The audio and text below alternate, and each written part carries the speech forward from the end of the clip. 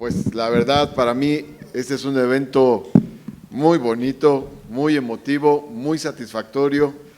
Yo me pongo muy contento con este tipo de eventos, de actos, porque aquí es donde le encuentro sentido a estar en el gobierno de la Ciudad de México. Soy un militante de izquierda, soy un militante de izquierda de toda mi vida. Y estar aquí al frente del gobierno de la ciudad, para mí, implica darle precisamente una orientación de izquierda a todo lo que hagamos. ¿Y qué significa eso? Darle una orientación de izquierda para mí es que todo tenga un acento social, como dice el letrero que ponemos a veces en los eventos. Gobierno con acento social. Yo le he pedido a los funcionarios desde el principio, desde que llegué un viernes 16 de junio al gobierno y reuní al gabinete ampliado a todos el domingo en la mañana. Y les dije, les pido que todo lo que realicen tenga acento social. Si tienen varias opciones para decidir, decidan por la que más beneficia a la gente. Prioricen lo que más beneficia a la gente. En este lapso que me ha tocado, que ha sido breve, yo tuve desde el principio esta reflexión. Tenemos poco tiempo, ¿qué vamos a hacer? En ese poco tiempo, pues establecimos una serie de prioridades. Y entre esas prioridades está, voy a poner algunos ejemplos, el tema de la vivienda, y le agregamos 1,000 millones de pesos al Instituto de Vivienda de la Ciudad de México. Entre esas prioridades y preocupaciones, para mí, volver a meterle ritmo a todo el tema de la reconstrucción y pues cité al equipo nuestro cada martes para ver este tema. Entre otras prioridades, relanzar el programa de mejoramiento barrial, luego relanzar también el programa de pueblos originarios Oxtli, relanzar el programa de comedores comunitarios y todo eso, bueno, lo expresamos con el presupuesto que aprobamos para el ejercicio 2024. Pero además había un conjunto de temas altamente simbólicos. Metimos en nuestra agenda el tema de apoyar económicamente a los ex trabajadores de la Ruta 100.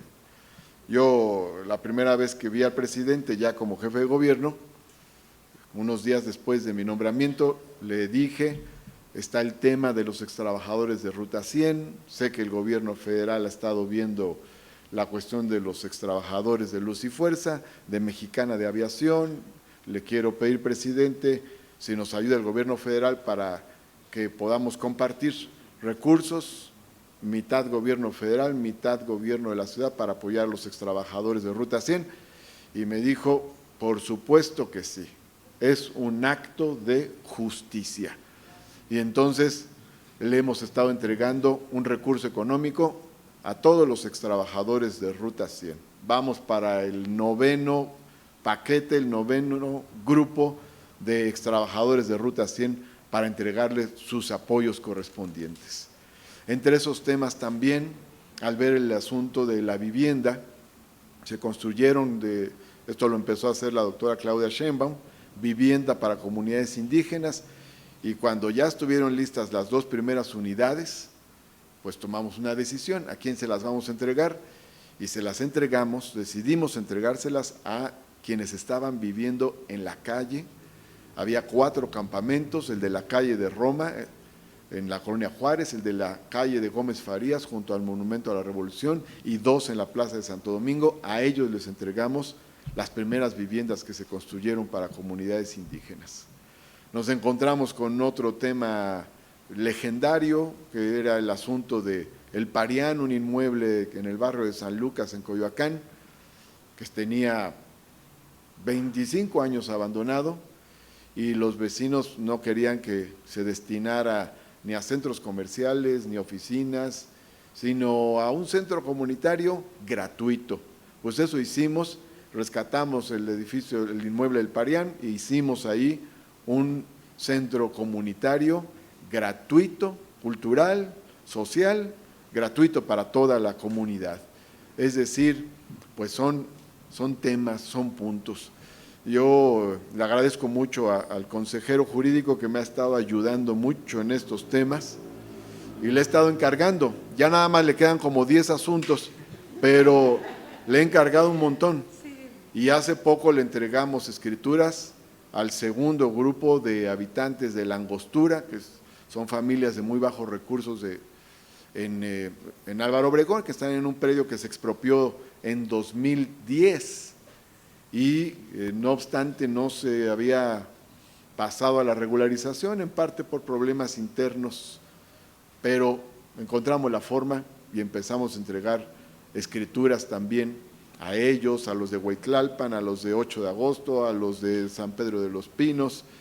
El fin de semana pasado entregamos 3,500 testamentos, la mayoría de ellos gratuitos, porque para todos los mayores de 65 años de edad el trámite es completamente gratuito. Estamos entonces pues en esta dinámica de resolver temas, algunos temas históricos, otros temas más recientes, pero todo lo que permita que haya justicia, especialmente justicia social. En enero de este año vinimos al otro predio de San Antonio Abad y les entregamos sus escrituras, pero no habíamos terminado la tarea porque faltaba este predio, porque son 2 asociaciones. El día de hoy estamos entregando estas escrituras a las compañeras de la otra asociación, del Centro de Educación para las Mujeres Trabajadoras, Asociación Civil, que es la otra asociación de costureras. Se entrega la escritura a título gratuito, se condonan los impuestos para el proceso de escrituración y también los trámites notariales no fueron cobrados por el notario. Es decir, todo el proceso es gratuito. Ha sido mucho tiempo y la verdad a mí me preocupaba mucho que nosotros termináramos sin haberlo concluido. El consejero sabe, Inti, que en las reuniones de gabinete, pues yo los presiono mucho porque les pregunto, ¿y qué pasó con tal tema? ¿Y qué pasó con tal tema? ¿Y qué pasó con tal tema? Para que se vayan resolviendo, porque la maquinaria del gobierno a veces no tiene la velocidad que uno quisiera y intervienen muchas dependencias, ¿no? ¿Cómo va el asunto? Yo ya me quedé en la idea de que estaba resuelto.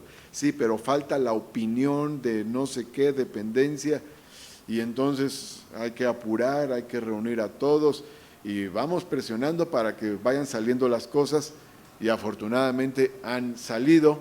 Todavía nos quedan un poquito más de 50 días en el gobierno, pero perfecto, muy a tiempo para esta entrega de escritura, que es justicia, pero también es emblema, es símbolo por la lucha de las costureras.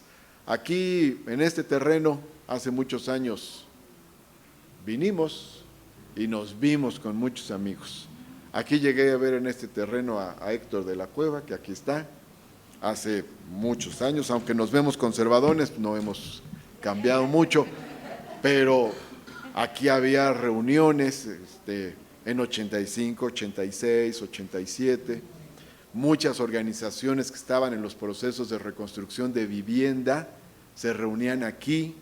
Yo participaba con los compañeros de la colonia Doctores, ahí participé en la creación de la Unión de Vecinos de la colonia Doctores después del 85 y se hacían reuniones aquí, venían otras organizaciones porque pues, toda esta zona fue la dañada por el temblor, pero el temblor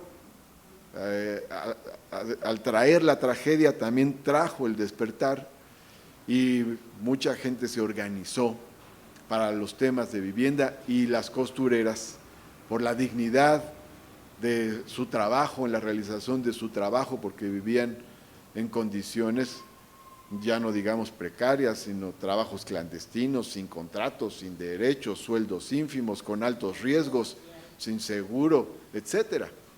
Entonces, pues afortunadamente salió la lucha de las costureras adelante, salió a la luz, y eso me da mucho gusto.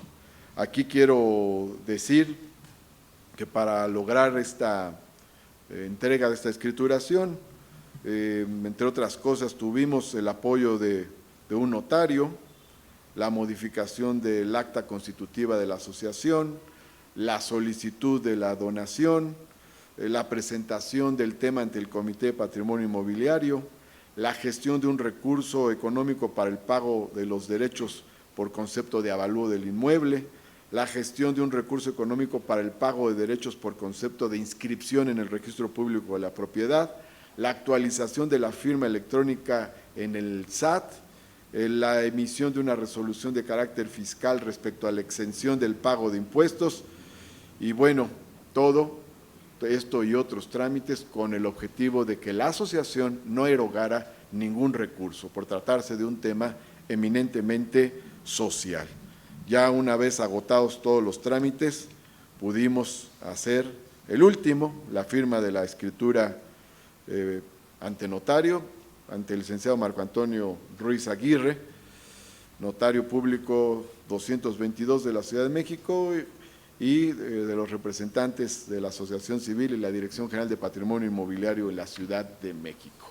Me da mucho gusto que después de ese camino largo, finalmente se esté concretando. Me da mucho gusto, es un orgullo para mí entregar esta escritura a esta asociación de costureras aquí en la Ciudad de México. Me da mucho gusto que finalmente se corone esta lucha. Y voy a hacer un agregado.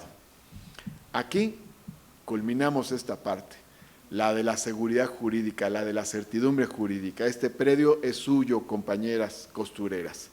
Es su predio, tienen sus escrituras, pero quiero decirles una cosa, cabe la posibilidad de que podamos iniciar, nos va a ayudar Inti Muñoz, secretario de Desarrollo Urbano y Vivienda, cabe la posibilidad de que podamos ayudarles a alguna obra de remodelación en el predio, ya siendo de ustedes que podamos…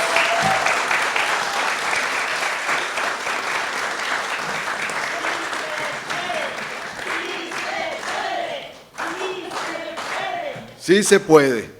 Entonces, por ahí existe la forma de hacer una gestión de recursos para que las apoyemos en esa parte. Y bueno, finalmente diría, pues todo esto tiene que ver con la visión que tenemos. Es importante que haya una representación que tenga identidad con las luchas del pueblo. Eso es fundamental. Ahora se están aprobando unas reformas que el presidente de la República ha enviado al Congreso. Son muy conocidas las reformas para el Poder Judicial, lo de la elección de los ministros, ministras, el tema de la austeridad republicana en el Poder Judicial, pero hay otras reformas que son menos vistas, pero no menos importantes. Está una reforma para el tema de que el salario mínimo nunca se actualice por debajo de la inflación. Esa es una reforma muy importante. Está la reforma para el reconocimiento de los pueblos, comunidades indígenas y afrodescendientes, afromexicanas, afrodescendientes, y su reconocimiento como sujeto de derecho. Están las reformas que tienen que ver con que al jubilarse trabajadoras y trabajadores mantengan el mismo ingreso, que no se caiga a la mitad, como venía sucediendo por las reformas neoliberales que se dieron en años pasados. Están las reformas que se acaban de aprobar para que se pueda construir vivienda que el gobierno ponga en renta a bajo costo para la clase trabajadora, con opción a compra. También esa es otra reforma muy importante. Y bueno, en el escenario general, pues todo esto cuenta.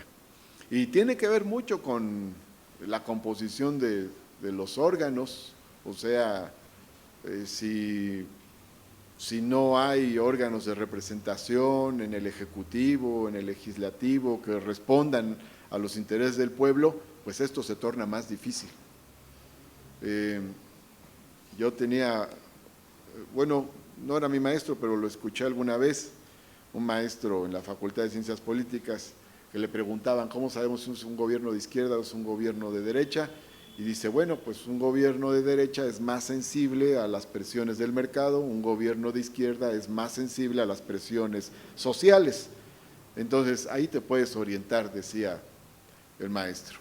Entonces, pues es importante que los órganos de representación sean sensibles a las presiones sociales para que tomen decisiones en favor de ellas. Ahora está un debate, pues es un debate extraño sobre el tema de la sobrerepresentación. Hoy está un evento de la Marea Rosa en el INE que están contra la sobrerepresentación, dicen ellos, de los partidos que ahora salieron en esta coalición de que Sigamos Haciendo Historia se llamó, ¿no? Pero resulta que pues eso que llaman sobrerepresentación, pues fue el voto del pueblo. El pueblo determinó que así estuvieran representados los órganos legislativos. ¿Y por qué lo determinó así? Porque el pueblo quiere que se aprueben pues, reformas que le beneficien, no que le perjudiquen. Eso que llaman ellos sobrerepresentación, esa forma de integrar el Congreso, esa la aprobaron ellos en su momento, cuando eran casi el 100% del Congreso, y aprobaron que así estuviera la representación. Y gozaron de una gran sobrerepresentación en su momento, y con esa gran sobrerepresentación hicieron muchas reformas que dañaron a la gente. Aprobaron reformas al artículo 27 para quitarle el carácter inembargable, inalienable, imprescriptible y renunciable al ejido. Aprobaron reformas para elevar el IVA del 10 al 15%.